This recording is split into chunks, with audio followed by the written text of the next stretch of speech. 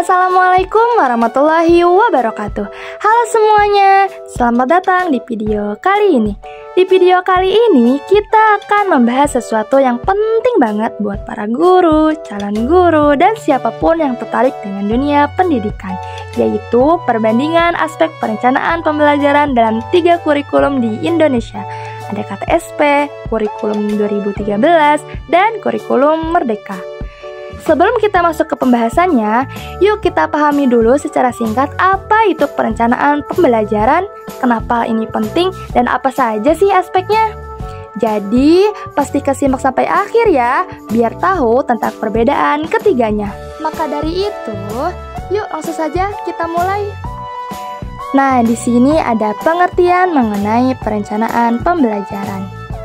Menurut Wina Sanjaya, tahun 2008, perencanaan pembelajaran adalah proses penyusunan materi pelajaran, penggunaan media pembelajaran, pendekatan, serta metode pengajaran dalam suatu alokasi waktu tertentu untuk mencapai tujuan yang telah ditetapkan. Sedangkan menurut Rusman tahun 2012, perencanaan pembelajaran adalah suatu proses yang sistematis dalam pengambilan keputusan tentang tindakan yang akan dilakukan pada saat proses pembelajaran untuk mencapai tujuan yang diharapkan. Nah, jadi perencanaan pembelajaran ini adalah proses penyusunan langkah-langkah kegiatan belajar mengajar yang sistematis agar tujuan pembelajaran dapat tercapai secara efektif dan efisien. Jadi, perencanaan pembelajaran ini bisa dibilang sebagai peta bagi guru sebelum mengajar. Melalui perencanaan, guru menentukan apa yang ingin dicapai, bagaimana caranya, apa yang diperlukan, dan bagaimana menilai hasilnya. Perencanaan pembelajaran ini bukan sekedar membuat RPP atau modul ajar, tetapi juga menyiapkan semua komponen yang saling berhubungan agar kegiatan belajar berlangsung efektif dan efisien. Nah, sekarang kita masuk ke bagian penting, yaitu aspek-aspek dalam perencanaan pembelajaran. Dalam merancang sebuah pembelajaran, ada beberapa aspek utama yang perlu diperhatikan agar proses belajar mengajar bisa berjalan efektif dan sesuai tujuan. Yaitu yang pertama adalah tujuan pembelajaran. Tujuan pembelajaran menjadi arah utama dari seluruh kegiatan belajar. Tujuan ini dirumuskan berdasarkan kompetensi yang harus dikuasai siswa, baik dari ranah kognitif, afektif, maupun fisikomotor. Khusus dalam kurikulum Merdeka, tujuan pembelajaran dijabarkan melalui capaian pembelajaran atau CP dan alur tujuan pembelajaran atau ATP. Dengan tujuan yang jelas, guru bisa tahu arah pembelajarannya dan siswa pun tahu apa yang ingin dicapai. Yang kedua, materi pembelajaran. Materi adalah isi atau bahan ajar yang digunakan untuk mencapai tujuan pembelajaran. Materi harus relevan dengan tingkat perkembangan siswa, kontekstual dengan kehidupan sehari-hari, dan tentunya sesuai dengan kurikulum yang berlaku. Penyajiannya juga harus bertahap, dari yang sederhana ke yang lebih kompleks, dan dari yang konkret ke yang abstrak. Dengan begitu, siswa bisa memahami materi secara bertahap dan lebih bermakna. Selanjutnya, metode dan media pembelajaran. Metode adalah cara guru dalam menyampaikan materi agar siswa aktif dan memahami konsep yang diajarkan. Contohnya bisa berupa diskusi, demonstrasi, proyek, eksperimen, atau kegiatan kolaboratif lainnya.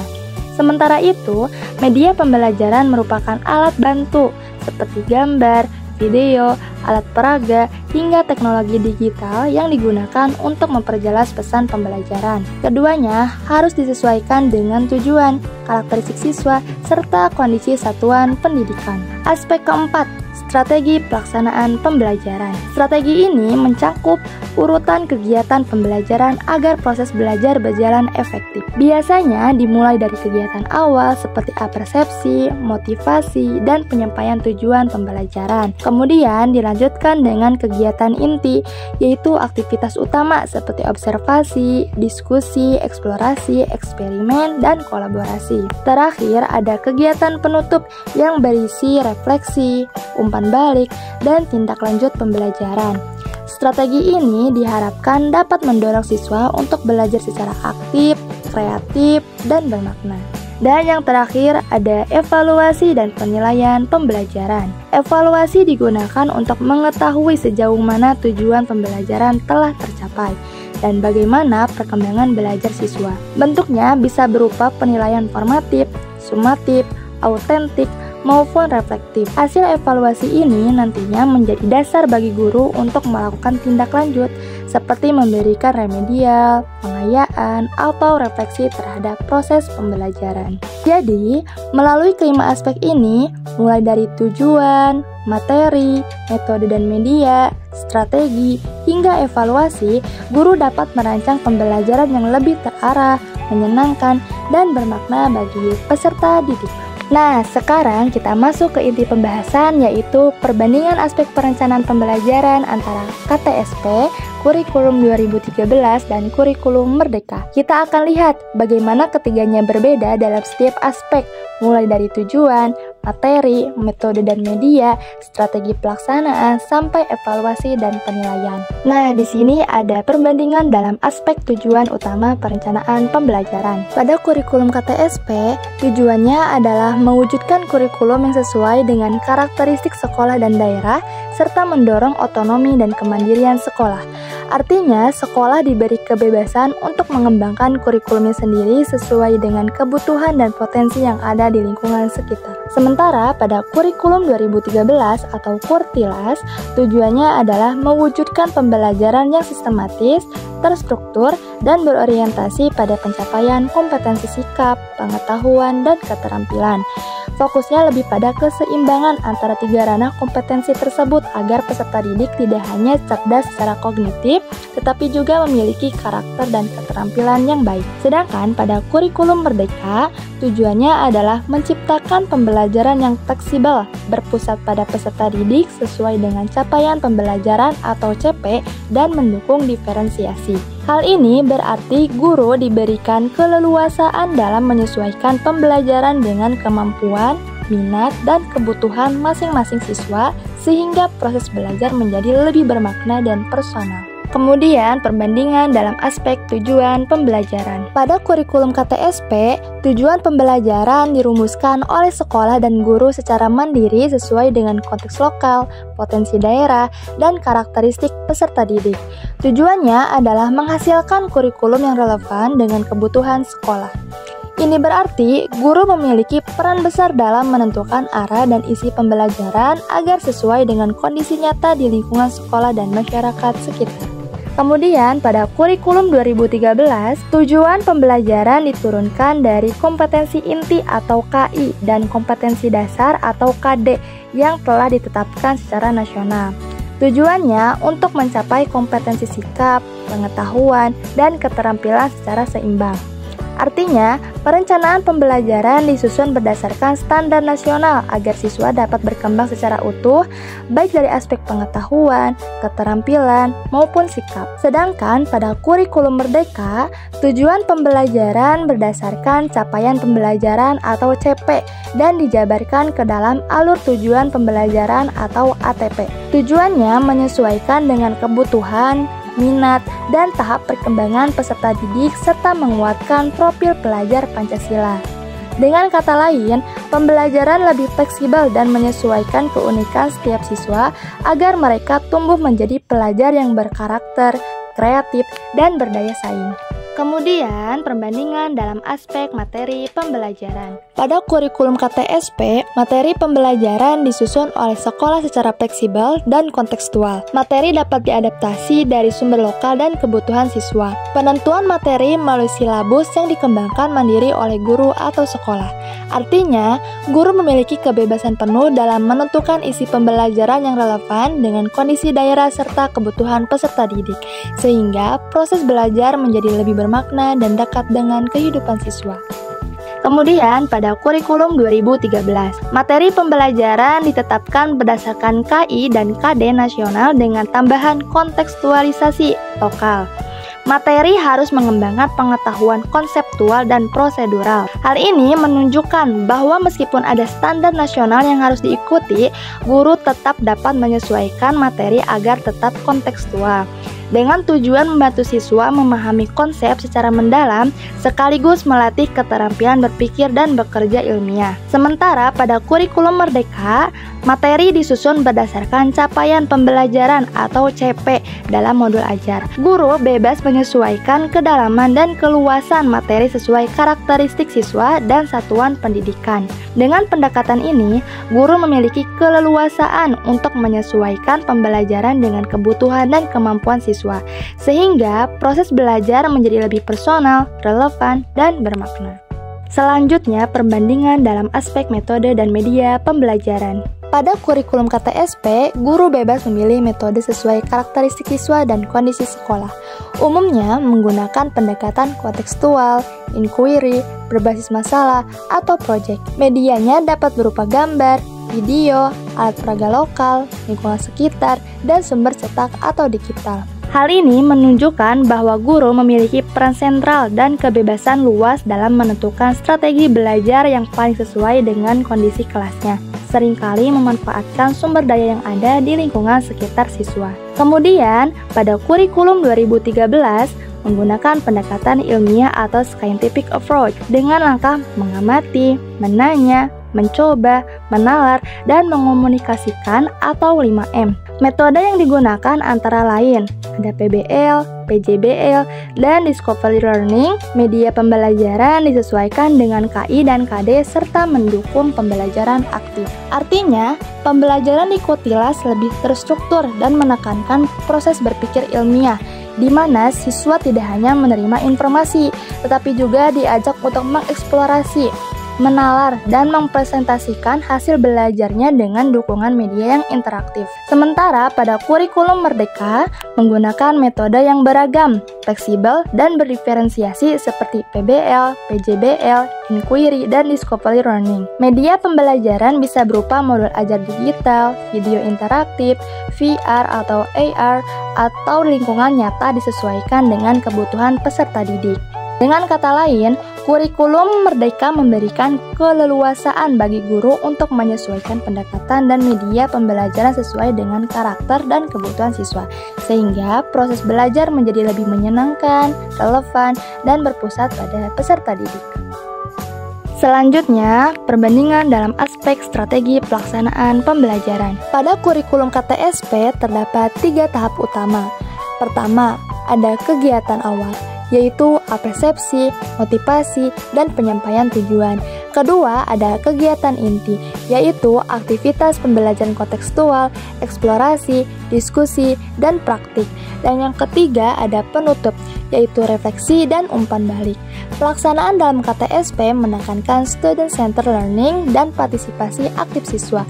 Artinya, guru berperan sebagai fasilitator yang mendorong siswa untuk aktif belajar melalui pengalaman dan interaksi langsung dengan lingkungan. Kemudian, dalam kurikulum 2013, strategi pelaksanaan juga dibagi menjadi 3 tahap.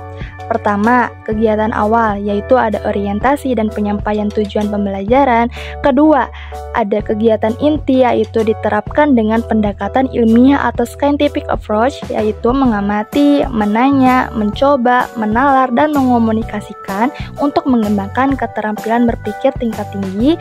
Dan ketiga, ada penutup, yaitu refleksi hasil belajar dan tindak lanjut. Strategi pada Kutilas bersifat terstruktur dan berbasis aktivitas saintifik, di mana siswa diajak berpikir logis dan ilmiah dalam memahami konsep pembelajaran. Sementara pada kurikulum Merdeka, tahapannya juga terdiri dari 3 bagian utama. Pertama, ada kegiatan awal, yaitu asesmen diagnostik, motivasi, dan tujuan belajar. Yang kedua, ada kegiatan inti, yaitu pembelajaran aktif, kolaboratif, dan berorientasi proyek. Dan ketiga, ada penutup, yaitu refleksi bersama siswa, tindak lanjut, dan penyesuaian rencana belajar berikutnya. Strategi pembelajaran pada kurikulum Merdeka bersifat fleksibel, adaptif, dan reflektif, yang berarti guru menyesuaikan kegiatan dengan kebutuhan nyata peserta didik, sehingga proses belajar menjadi lebih personal dan bermakna. Kemudian, perbandingan dalam aspek evaluasi dan penilaian. Pada kurikulum KTSP, penilaian dirancang oleh guru mencakup analisis dokumen RPP dan hasil belajar. Evaluasi dilakukan secara tes dan non-tes disertai remedial atau pengayaan bagi siswa yang membutuhkan. Fokusnya adalah pada pencapaian kompetensi dasar dan kriteria ketuntasan minimal atau KKM yang ditetapkan oleh sekolah. Artinya, guru memiliki kebebasan untuk menentukan bentuk evaluasi sesuai kebutuhan peserta didik dan konteks sekolah. Kemudian, perbandingan dalam aspek evaluasi dan penilaian. Pada KTSP, penilaian dirancang oleh guru mencakup analisis dokumen RPP dan hasil belajar.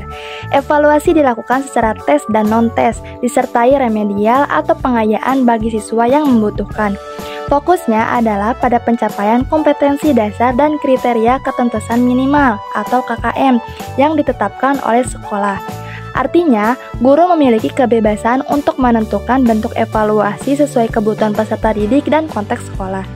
Selanjutnya, dalam kurikulum 2013, penilaian dilakukan secara lebih menyeluruh melalui penilaian autentik yang mencakup sikap, pengetahuan, dan keterampilan. Evaluasi ini dilakukan selama proses pembelajaran dan juga di akhir pembelajaran. Bentuk penilaiannya bisa berupa observasi, penilaian proyek, portofolio, hingga ujian.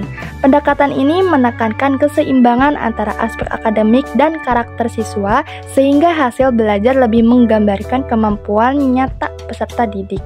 Sementara itu, dalam kurikulum Merdeka, penilaian bersifat formatif dan sumatif yang diawali dengan asesmen diagnostik. Guru kemudian melakukan refleksi dan penyesuaian terhadap modul ajar berdasarkan hasil asesmen tersebut. Fokus penilaian dalam Kurmer bukan hanya pada hasil akhir, tetapi juga pada kemajuan belajar individu atau growth mindset, serta ketercapaian capaian pembelajaran atau CP. Dengan demikian, penilaian menjadi alat untuk memahami perkembangan siswa secara utuh, bukan sekadar mengukur nilai semata. Kemudian, perbandingan dalam aspek komponen utama perencanaan tujuan. Pada kurikulum KTSP, komponen utama perencanaan tujuan meliputi pembelajaran, program tahunan atau prota, program semester atau promes, silabus, pemilihan metode, media, dan evaluasi. Artinya, guru memiliki keleluasaan untuk mengembangkan sendiri perangkat pembelajarannya sesuai dengan kondisi sekolah dan karakteristik peserta didik. Fokusnya adalah pada kemandirian sekolah dalam menyusun rencana pembelajaran. Selanjutnya, dalam kurikulum 2013, perencanaan pembelajaran dimulai dengan analisis kompetensi inti atau KI dan kompetensi dasar atau KD. Kemudian dilanjutkan dengan penyusunan RPP dan silabus, penentuan metode dan media, serta penilaian autentik. Kurikulum ini menekankan keseimbangan antara sikap, pengetahuan, dan keterampilan, serta mendorong guru untuk menggunakan pendekatan saintifik dalam proses pembelajaran. Sementara itu, kurikulum Merdeka memiliki komponen utama yang lebih fleksibel dan berpusat pada siswa. Di sini, guru melakukan analisis capaian pembelajaran atau CP, kemudian menyusun alur tujuan pembelajaran atau ATP dan modul ajar. Selain itu, dilakukan juga perancangan asesmen yang mencakup asesmen diagnostik, formatif, dan sumatif, serta refleksi berkelanjutan untuk perbaikan pembelajaran. Kurikulum Merdeka menekankan kebebasan guru dalam berinovasi dan menyesuaikan pembelajaran dengan kebutuhan peserta didik. Kemudian, perbandingan dalam aspek peran guru dan sekolah. Pada kurikulum KTSP, peran guru dan sekolah sangat otonom. Guru dan sekolah berperan sebagai pengembang kurikulum lokal. Artinya, guru memiliki kebebasan yang luas untuk menyesuaikan isi pembelajaran dengan kondisi daerah, kebutuhan siswa, dan potensi lingkungan sekitar. Kurikulum ini benar-benar memberikan kepercayaan besar kepada sekolah untuk berinovasi. Berbeda dengan KTSP, pada kurikulum 2013, guru berperan sebagai pelaksana kurikulum nasional yang terstandar. Artinya, seluruh proses pembelajaran harus mengacu pada kompetensi inti dan kompetensi dasar yang telah ditetapkan oleh pemerintah. Guru memiliki pedoman yang jelas dan terstruktur, namun ruang kebebasannya sedikit lebih terbatas dibandingkan KTSP. Fokusnya adalah memastikan pembelajaran berjalan seragam dan sesuai standar nasional. Sementara itu, di kurikulum Merdeka, guru berperan sebagai fasilitator dan perancang pembelajaran yang menyesuaikan dengan kebutuhan individu siswa. Guru diberi kebebasan untuk menciptakan kegiatan belajar yang fleksibel, kontekstual, dan berpusat pada peserta didik. Sekolah pun didorong menjadi lingkungan yang mendukung pembelajaran yang merdeka dan bermakna bagi setiap peserta didik. Kemudian, perbandingan dalam aspek orientasi hasil belajar. Pada kurikulum KTSP, orientasi hasil belajarnya yaitu kompetensi dasar yang disusun oleh sekolah sesuai konteks lokal. Artinya, sekolah memiliki kewenangan untuk menetapkan kompetensi apa yang ingin dicapai oleh peserta didik dengan menyesuaikan kondisi daerah, karakteristik peserta didik, dan potensi lingkungan sekitar. Pendekatan ini memberikan ruang bagi sekolah untuk mengembangkan pembelajaran yang relevan dan bermakna bagi siswa di daerahnya masing-masing. Sedangkan pada kurikulum 2013, orientasi hasil belajarnya yaitu kompetensi inti dan kompetensi dasar nasional.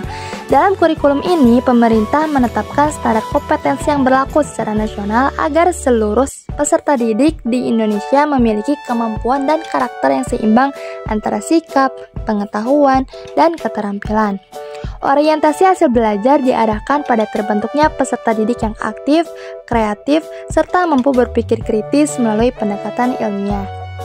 Kemudian, kurikulum merdeka itu orientasi hasil belajarnya yaitu capaian pembelajaran atau CP dan profil pelajar Pancasila. Kurikulum ini berorientasi pada pengembangan kompetensi yang lebih mendalam dan fleksibel. Capaian pembelajaran berfungsi sebagai panduan utama dalam menentukan kemampuan yang perlu dicapai siswa di setiap fase. Sedangkan profil pelajar Pancasila menjadi arah pembentuk karakter agar siswa tumbuh menjadi pribadi yang beriman, mandiri, gotong royong, berdaya kritis, kreatif, dan berkebinekaan global. Kemudian, perbandingan dalam aspek ciri utama perencanaan. Pada kurikulum KTSP, ciri utama perencanaannya yaitu fleksibel, partisipatif, dan kontekstual. Sekolah mengembangkan sendiri silabus dan RPP. Artinya, guru dan sekolah memiliki kebebasan yang luas dalam menyusun perencanaan pembelajaran yang sesuai dengan kondisi peserta didik dan lingkungan sekolah. Perencanaan dalam KTSP sangat menekankan kerjasama antar guru serta keterlibatan sekolah dalam mengembangkan kurikulum secara mandiri sesuai kebutuhan lokal. Sedangkan kurikulum 2013, ciri utama perencanaannya yaitu terstruktur dan terstandar, menggunakan KI yaitu kompetensi inti dan KD yaitu kompetensi dasar sebagai acuan. Pada kurikulum ini, guru menyusun perencanaan pembelajaran berdasarkan standar nasional yang sudah ditetapkan. Semua langkah pembelajaran diatur secara sistematis agar setiap siswa mencapai kompetensi yang sama di seluruh Indonesia. Kurikulum ini menonjolkan keseimbangan antara sikap, pengetahuan, dan keterampilan dengan pendekatan ilmiah. Kemudian, kurikulum merdeka, ciri utama perencanaannya yaitu adaptif dan reflektif, berorientasi pada capaian pembelajaran atau CP dan alur tujuan pembelajaran atau ATP. Kurikulum ini memberikan keleluasaan bagi guru untuk menyesuaikan perencanaan pembelajaran dengan kemampuan, minat, serta kebutuhan siswa. Selain itu, proses refleksi menjadi bagian penting agar guru dapat terus memperbaiki dan menyesuaikan kegiatan belajar berdasarkan hasil asesmen dan perkembangan peserta didik. Kemudian, perbandingan dalam aspek analisis karakteristik peserta didik. Pada kurikulum KTSP, analisis karakteristik peserta didik yaitu berdasarkan aspek psikologis dan lingkungan, yaitu minat, motivasi, latar belakang sosial, ekonomi, budaya. Pada kurikulum ini, guru menyesuaikan pembelajaran dengan kondisi nyata siswa. Analisis dilakukan secara menyeluruh, melihat sisi kepribadian, latar belakang keluarga, hingga lingkungan sosial peserta didik. Hal ini membuat pembelajaran menjadi lebih kontekstual dan dekat dengan kehidupan mereka sehari-hari. Sementara pada kurikulum 2013, analisis karakteristik peserta didiknya yaitu berdasarkan kebutuhan untuk mencapai KI dan KD. Pendekatan pada kurikulum 2013 lebih menekankan pada pencapaian kompetensi yang telah ditetapkan secara nasional. Analisis karakteristik peserta didik dilakukan agar kegiatan belajar dapat membantu mereka mencapai kompetensi inti dan kompetensi dasar dengan optimal. Dengan demikian, orientasinya lebih akademik dan terarah pada standar pembelajaran nasional. Kemudian, kurikulum merdeka, analisis karakteristik peserta didiknya yaitu berdasarkan hasil asesmen diagnostik awal, yaitu minat, kebutuhan belajar, dan kesiapan belajar individu. kurikulum ini memberi ruang bagi guru untuk mengenali setiap peserta didik secara personal. Melalui asesmen diagnostik, guru dapat mengetahui kemampuan awal, minat, serta kesiapan belajar siswa sebelum pembelajaran dimulai. Dari hasil itulah, guru bisa merancang pembelajaran yang benar-benar sesuai dengan kebutuhan dan potensi masing-masing individu. Setelah kita memahami perbandingan antara kurikulum KTSP, kurikulum 2013, dan kurikulum Merdeka, kita dapat melihat bahwa setiap kurikulum memiliki arah yang berbeda dalam mempersiapkan peserta didik menghadapi tantangan zaman. Namun, dari berbagai perubahan tersebut, ada satu hal yang menjadi kesamaan utama, yaitu pentingnya pembelajaran yang bermakna dan mendalam. Nah, disinilah muncullah konsep yang dikenal dengan istilah deep learning. Perlu dipahami bahwa deep learning bukanlah kurikulum baru, melainkan pendekatan pembelajaran yang mendukung penerapan kurikulum terbaru, khususnya kurikulum Merdeka. Jika kurikulum mengatur apa yang harus diajarkan, maka deep learning menekankan bagaimana proses pembelajaran itu seharusnya berlangsung agar lebih bermakna bagi peserta didik. Deep learning adalah pendekatan pembelajaran yang menekankan pemahaman mendalam melalui kemampuan berpikir kritis, partisipasi aktif, serta keterhubungan dengan realitas kehidupan.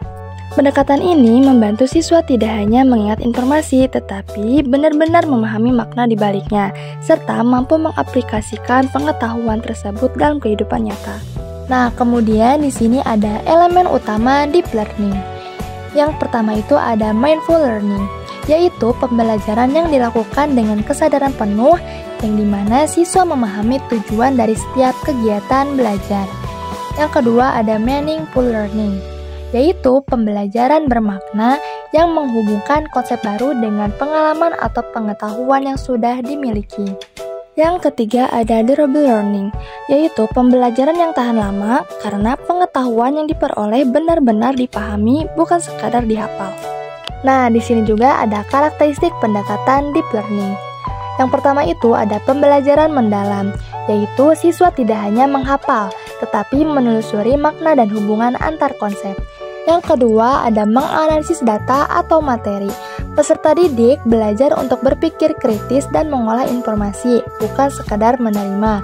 Yang ketiga, menghubungkan konsep, yaitu siswa diajak untuk menemukan keterkaitan antar topik agar pengetahuan menjadi lebih utuh.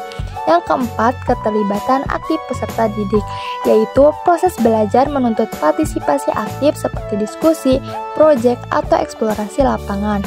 Yang kelima, ada peran guru sebagai fasilitator, yaitu guru tidak mendominasi tetapi membimbing dan memberikan ruang bagi siswa untuk menemukan makna pembelajaran secara mandiri. Dengan kata lain, pendekatan deep learning memperkuat arah pembelajaran di kurikulum Merdeka, di mana siswa didorong untuk berpikir kritis, reflektif, dan kreatif. Jadi, deep learning bukan kurikulum baru, melainkan pendekatan yang selaras dengan semangat Merdeka Belajar, menjadikan siswa sebagai pusat pembelajaran dan mendorong mereka memahami konsep secara mendalam, bukan sekadar hafalan.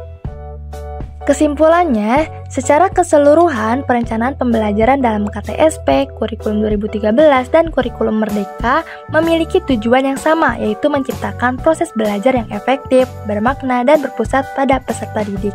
Namun, ketiganya ada perbedaan. KTSP memberikan otonomi luas bagi sekolah dan guru untuk mengembangkan kurikulum sesuai konteks lokal. Kurikulum 2013 lebih terstruktur dengan fokus pada keterpaduan sikap, pengetahuan, dan keterampilan melalui pendekatan ilmiah. Sementara itu, kurikulum Merdeka bersifat fleksibel, adaptif, dan menekankan kebebasan belajar dengan berorientasi pada capaian pembelajaran atau CP, serta penguatan profil pelajar Pancasila. Dengan demikian, perkembangan kurikulum di Indonesia menunjukkan arah yang semakin menempatkan peserta didik sebagai pusat pembelajaran dan mendorong guru untuk menjadi fasilitator yang kreatif dan reflektif. Dan deep learning bukanlah kurikulum baru, melainkan sebuah pendekatan pembelajaran yang berfokus pada pemahaman mendalam, bukan menghafal. Demikian pembahasan kita kali ini. Semoga penjelasan tentang perbandingan kurikulum dalam aspek perencanaan pembelajaran serta pendekatan deep learning dapat menambah wawasan dan pemahaman kita semua. Terima kasih sudah menyimak sampai akhir dan sampai jumpa pada video berikutnya.